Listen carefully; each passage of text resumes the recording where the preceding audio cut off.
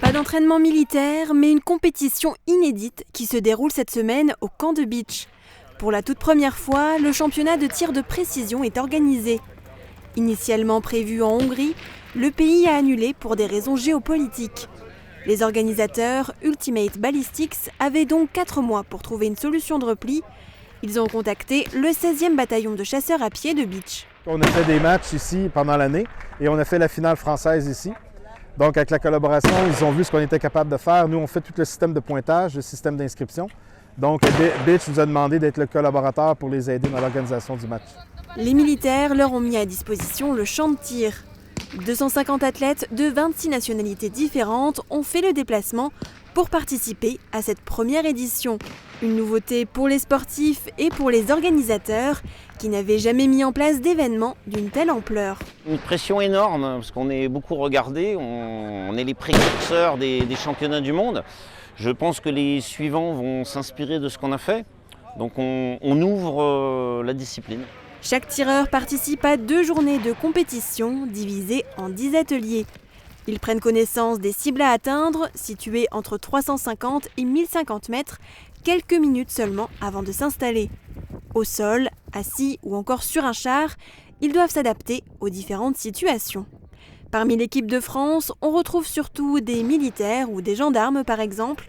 Cette discipline les amène à s'entraîner d'une autre manière au tir. Ça va permettre d'améliorer leurs capacités, de leur faire toucher du doigt peut-être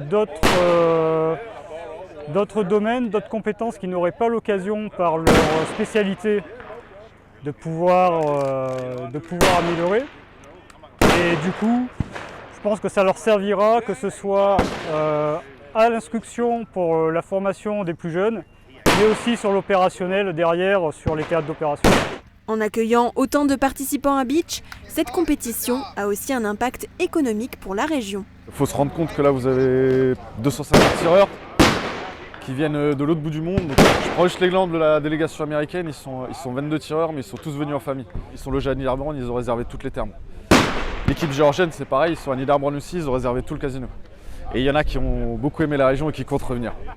Outre une gestion logistique de la part du 16, il a fallu être vigilant au risque d'incendie, le camp de beach ayant été touché par les flammes il y a seulement quelques jours. Cette semaine, l'activité en question, cette compétition ne génère aucun risque incendie en tant que tel, puisque c'est des ogives en plomb qui s'écrasent sur des panneaux métalliques, donc il n'y a pas de ricochet, il n'y a pas d'étincelle.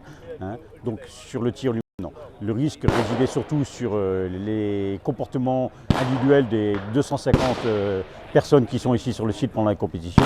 Donc là, on a été très très clair et très insistant dans notre cérémonie d'ouverture et dans nos briefings de sécurité. Ce vendredi, la compétition s'achève avec la remise des prix et la cérémonie de clôture.